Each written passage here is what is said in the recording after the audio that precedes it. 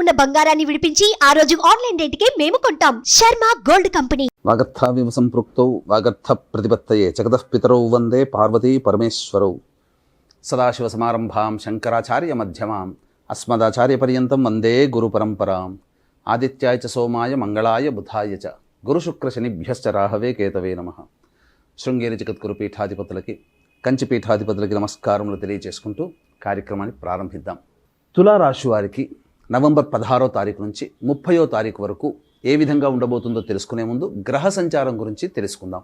తులారాశి వారికి 2వ ఇంట రవి బుధుడు మరియు 3వ ఇంట శుక్రుడు, అలాగే 5వ ఇంట శని భగవానుడు, 6వ ఇంట రాహువు, 7వ ఇంట గురువు వక్రీకరించి మరియు 10వ ఇంట కుజుడు స్తంభించి ఉండడం, 12వ ఇంట కేతువు. గమనించుకున్నట్లయితే ఈ యొక్క తులారాశి వారికి గ్రహ సంచారము కొంత మాత్రమే అనుకూలత, గ్రహ గమనములు మాత్రము చాలా మటుకు ఎక్కువ రోజులు వ్యతిరేక ఫలితాలు అనేటువంటివి కలగబోతున్నాయి. కాబట్టి మొక్కవోని ఆత్మవిశ్వాసంతో ఈ తులారాశి వారు ఈ 15 రోజుల పాటు చెప్పినటువంటి విధంగా నిర్ణయం తీసుకొని చక్కగా మీరు ప్రయాణం చేసినట్లయితే సమస్యలు అనేటువంటివి అంతగా మిమ్మల్ని బాధించవు. ఎందుకు ఏ వృత్తుల్లో ఉన్నవాళ్ళు ఎలా ఉండాలి అనేటువంటి విషయాన్ని కనుక గమనించుకున్నట్లయితే ముఖ్యంగా గ్రహ సంచారం వల్ల జరిగేటువంటిది తెలుసుకుందాం. ముఖ్యంగా 2వ స్థానంలో రవి బుధుడు ప్రధానంగా ధనపరమైనటువంటి విషయంలో కొంతవరకు ఇబ్బందికర పరిస్థితులు అనేటువంటివి ఈ యొక్క 15 రోజుల్లో ఉంటాయి. కానీ కొన్ని సందర్భాల్లో సమయానికి డబ్బు అందడం, రాని బాకీలు వసూలడం అనేది జరుగుతుంది. ఇక ముఖ్యంగా 3వ స్థానముందు శుక్ర సంచార ప్రభావం కొంతవరకు అనుకూలత అనేటువంటిది మీకు కలుగుతుంది. ఒక స్త్రీ పరిచయం, అలాగే తద్వారా మీకు జీవితంలో సాఫీగా సాగడానికి అనుకూలమైనటువంటి పరిస్థితులు ఉంటాయి. కాబట్టి అప్రమత్తతో వ్యవహరించండి. ఇక 5వ స్థానంలో శని వక్రీకరించి స్థితి పొంది ఉన్నటువంటి కారణం చేత ఈ యొక్క తులారాశి వారికి గత 2.5-3 నెలలుగా గనక గమనించుకున్నట్లయితే అన్ని విషయాల్లో కొన్ని ప్రతికూలతలు అనేటువంటివి ఫేస్ చేస్తున్నారు. ఎందుకంటే అర్ధాష్టమ శని దోష ప్రభావం అనేటువంటిది వారికి కలిగింది కొంత. కానీ శని ఎప్పుడైతే వక్రీకరించి రుజుమార్గంలో 15వ తారీఖు తర్వాత నుంచి ప్రయాణం చేస్తున్నాడో ఆ యొక్క సమస్యల నుంచి బయటపడడానికి మార్గాలు సుగమమవుతాయి. అనుకున్న విధంగా కొంత కార్యాచరణ మీరు ముందడుగు వేస్తారని చెప్పవచ్చు. ఇక 6వ స్థానంలో రాహు యొక్క సంచారం అద్భుతమైనటువంటి యోగ ఫలితం అనేటువంటిది కలగబోతుంది. ఇక 7వ స్థానంలో ఇక్కడ ప్రధానంగా 8వ స్థానంలో ఈ సంబంధించినటువంటి గురువు వక్రీకరించినటువంటి కారణం, పైగా ఈ యొక్క సంబంధించినటువంటి విషయాల్లో మీకు గురుబలం పెరగబోతుంది. వచ్చే సంవత్సరం మార్చి వరకు మీకు గురుబలం అనేటువంటిది ఉంటుంది. కాబట్టి ఇట్టి గురుబలం ఉన్నటువంటి కారణం చేత ఎన్ని సమస్యలు వచ్చినప్పటికీ కూడాను, ఎన్ని ఒడిదుడుకులు వచ్చినప్పటికీ కూడాను ఆత్మవిశ్వాసంతో దైవానుగ్రహంతో ముందడుగు వేసినట్లయితే అన్ని సమస్యలు పరిష్కారం అవుతాయి. 10వ స్థానంలో కుజుడు స్తంభించి ఉండడం ఇది మాత్రం కాస్త ఇబ్బందికర పరిస్థితులు. సాఫ్ట్వేర్ రంగంలో ఉన్నటువంటి వారు, అలాగే రైతులు, వ్యాపారస్తులు, కొంతమంది వ్యాపారస్తులు కాస్త జాగ్రత్తలు పాటించాలి. ముఖ్యంగా ఉద్యోగ భద్రతకి మాత్రమే ఎక్కువగా పెద్దపీట వేస్తూ ఉద్యోగస్తులు మాత్రం జాగ్రత్తలు పాటించాలి. కొత్త ఉద్యోగాలు వెతుకులాటలో కొన్ని ఇబ్బందికర పరిస్థితులు ఉంటాయి. కాబట్టి జాగ్రత్తలు పాటించండి. ఇక 12వ ఇంట కేతు సహజంగానే కొంత ఇబ్బందికర పరిస్థితులు, పనులలో ఆటంకాలు అనేటువంటి ఉండడము, వేదాంత ధోరణి తరచూ కనబడుతుండడం అనేటువంటిది మీ యొక్క మాటల్లో తెలుస్తుంది. అయితే ఇక్కడ గమనించుకున్నట్లయితే ఏ వృత్తుల్లో ఉన్న వాళ్ళు ఎటువంటి విధానాలు పాటించాలన్నప్పుడు ముఖ్యంగా గమనించుకుంటే రియల్ ఎస్టేట్ రంగంలో ఉన్నవారు, రియల్ ఎస్టేట్ ఏజెంట్లుగా పనిచేస్తున్నటువంటి వాళ్ళు, మున్సిపాలిటీ రంగంలో ఉన్నటువంటి వాళ్ళు, అలాగే లాయర్ వృత్తిలో ఉన్నటువంటి వాళ్ళు, అలాగే మైనింగ్ వ్యాపారస్తులు, ఎలక్ట్రికల్ అండ్ ఎలక్ట్రానిక్స్ రంగంలో ఉన్నటువంటి వారు, పవర్ జనరేషన్ రంగంలో ఉన్నటువంటి వాళ్ళు, అలాగే సాఫ్ట్వేర్ రంగంలో ఉన్నటువంటి వారు కాస్త జాగ్రత్తలు పాటించండి. ఉద్యోగమును ఆవేశం, ఎందుకంటే మీకు పనిచేస్తున్నటువంటి సందర్భంలో ఉద్రేకపరిచే విధంగా మీ యొక్క పరిస్థితులు ఉంటాయి. కానీ ఉద్రేకపడకుండా ఉన్న వాటితో లౌక్యంగా వ్యవహరిస్తూ నొప్పింపక తానవ్వక తిరుగువాడు ధన్యుడు సుమతి అన్న చందంగా ఈ యొక్క తులారాశి వారు ఆ సంబంధించినటువంటి వృత్తుల్లో ఉన్న వాళ్ళైతే ఎవరైతే ఉంటారో వాళ్ళు కాస్త క్రమశిక్షణతో మేలగండి. ఇక రియల్ ఎస్టేట్ రంగంలో ఉన్నటువంటి వాళ్ళైతే కొత్తగా వ్యాపారాల జోలికి వెళ్ళకపోవడమే చాలా మంచిదని గమనించుకోవాలి. సమయం అనుకూలంగా లేనప్పుడు మనము తగ్గట్టుగా తగ్గి ఉండడమే మంచిదనే విషయాన్ని గమనించుకోవాలి. ఇక ముఖ్యంగా రైతుల విషయాన్ని గమనించుకున్నట్లయితే కొత్త పంటల జోలికి కానీ వెళ్లకుండా మీకు తెలిసినటువంటి సాధారణ పంటలకు వెళ్ళినట్లయితే అధిక దిగుబడి అనేటువంటిది పక్కకు పెట్టండి. కనీసం మీరు పెట్టిన పెట్టుబడికి లాభం లేకపోయినా మీరు ఆ పెట్టిన పెట్టుబడికైనా కానీ మీరు పొందగలుగుతారు. కొత్త వాటికి వెళ్ళి తెలియని వాటికి వెళ్ళి భంగపడడం తప్ప ఇంకా వేరే పరిస్థితిని కనరావడం లేదు. ఇక తులారాశి వారికి గమనించుకున్నట్లయితే గత 4-5 నెలలుగా ఇబ్బందుల్లో ఉన్నటువంటి మీకు ఈ మధ్య కొంత మీ యొక్క ఆలోచనలకి ఊతమిచ్చే విధంగా కొన్ని పరిస్థితులు కలుగుతాయి. భవిష్యత్తు ఆశాజనకంగా ఉండడానికి సహాయ సహకారాలు ఈ యొక్క గురుగ్రహ ప్రభావం వలన తులారాశి వారికి కలగబోతుంది. ఎటువంటి వృత్తుల్లో ఉన్నటువంటి వాళ్ళు అంటే ఇప్పుడు చెప్పబోయేటువంటి వృత్తులు కనుక ఉన్నవాళ్ళు జాగ్రత్తలు పాటించండి, చక్కగా నిర్ణయాలు తీసుకోండి. ఏ రకమైనటువంటి ఇబ్బందులు అనేటువంటి కలగవు.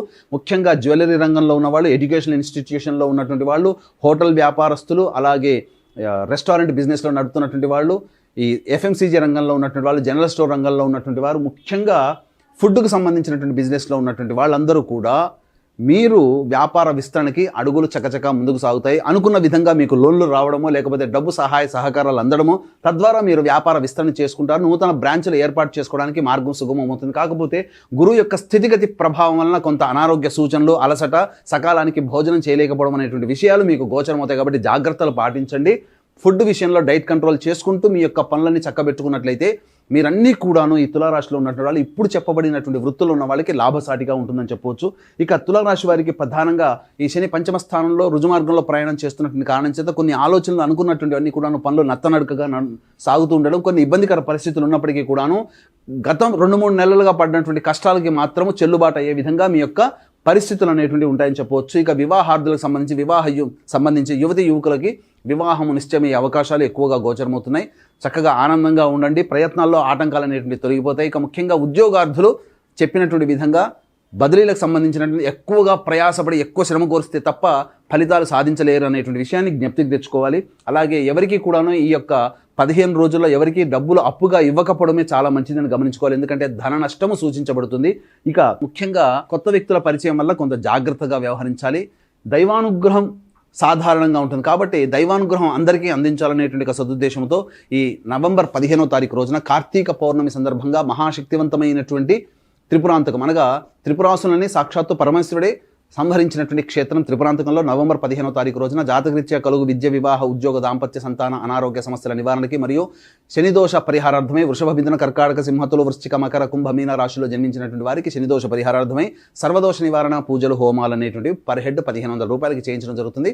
కార్యక్రమ తదనంతరం కాంటాక్ట్ చేసి మీ గోత్రనామాలను నమోదు చేసుకోవచ్చు. అలాగే నవంబర్ 25వ తారీఖు రోజున ఆఖరి కార్తీక సోమవారం రోజున పితృదోష నివారణ పూజలు జరపబడుతున్నాయి. తండ్రి వైపు 6 తరాలు, తల్లి వైపు 3 తరాల్లో ఏవైనా దుర్మరణాలు కనుక ఉన్నట్లయితే ఆ దుర్మరణ ప్రభావం వలన కుటుంబంలో ప్రశాంతత ఉండదు, కుటుంబ సభ్యుల మధ్య అవగాహన ఉండదు, ఏ పని చేసుకున్నా ఆలస్యం అవుతుంది, ఏ పని పూర్తి కాదు. అలాగే ముఖ్యంగా పిల్లలకి పెళ్లిళ్ళు, సంతానం కలగక ఇబ్బంది పడుతుంటారు. ప్రతి పని కూడా ఆలస్యం ఉంటుంది. కాబట్టి నవంబర్ 25వ తారీఖు రోజున ఆఖరి కార్తీక సోమవారం సందర్భంగా ఈ గోకర్ణ క్షేత్రంలో జరగబడేటువంటి పితృదోష నివారణ కార్యక్రమంలో మీరు పాల్గొనవచ్చు. సశాస్త్రీయంగా చేయించడం జరుగుతుంది. ఇక నవంబర్ 16వ తారీఖు నుంచి 30వ తారీఖు వరకు తులారాశి వారికి ఏ విధంగా ఉండబోతుందో క్లుప్తంగా తెలియజేసుకుందాం. 16, 17 తారీఖులో కనుక చూసుకున్నట్లయితే ఖర్చులు అధికంగా ఉంటాయి. దైవతా ఆరాధనకి, దేవతా సందర్శనాలకి ఖర్చులు పెరుగుతాయని చెప్పవచ్చు. ముఖ్యంగా పెద్దల ఆరోగ్యం పట్ల శ్రద్ధ వహించాల్సినటువంటి పరిస్థితి. అలాగే 18, 19, 20 తారీఖులో కనుక గమనించుకున్నట్లయితే ఈ 18, 19, 20 తారీఖుల్లో మీకు ఖర్చులు కూడాను అధికంగా ఉంటాయి. అలాగే మీ పిల్లలతో అనగా సంతానం మూలకంగా విభేదాలు, సంతానం మూలకంగా సమస్యలు పెరుగుతాయి. సంతానంతో లౌక్యంగా వ్యవహరించండి. ఇక ఈ సంబంధించిన 18, 19, 20 తారీఖుల్లో కోర్టు సంబంధించినటువంటి విషయాల్లో లావాదేవీల్లో కొంత మీకు ప్రతికూలమైనటువంటి ఫలితాలు వచ్చే అవకాశం ఉంది. కాబట్టి జాగ్రత్తలు పాటించండి.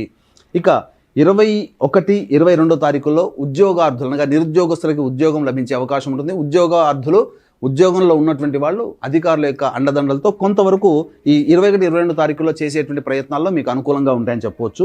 ఇక 23, 24 తారీఖుల్లో కనుక చూసుకున్నట్లయితే ఈ యొక్క తులారాశిలో జన్మించినటువంటి అన్ని రంగాలలో ఉన్నటువంటి వారికి సంపూర్ణమైనటువంటి సహాయ సహకారాలు, ధనలాభం కూడా గోచరమవుతుంది.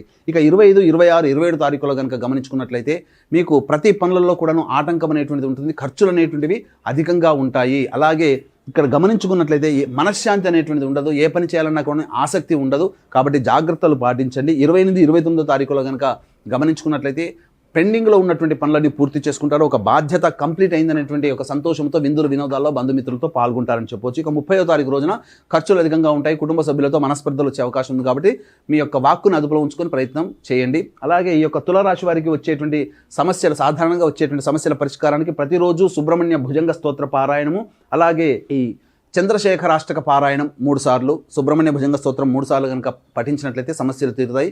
ఇప్పుడు చెప్పబడినటువంటి విషయాలకి కంటే పరిస్థితుల కంటే విభిన్నంగా ఉన్నట్లయితే మీ యొక్క జన్మజాతకంలో నడుస్తున్నటువంటి గ్రహ దశాంతర దశల ప్రభావం కావున దగ్గరలోని మంచి ఉపాసనాపరులైనటువంటి జ్యోతిష్యులను సంప్రదించి వారి సలహాలు సూచనలు కనుక పాటించినట్లయితే ఇంకా మెరుగైనటువంటి జీవితాన్ని పొందుతారని ఆశిస్తూ సర్వం శ్రీ ఉమామహేశ్వర పరబ్రహ్మార్పణమస్తు.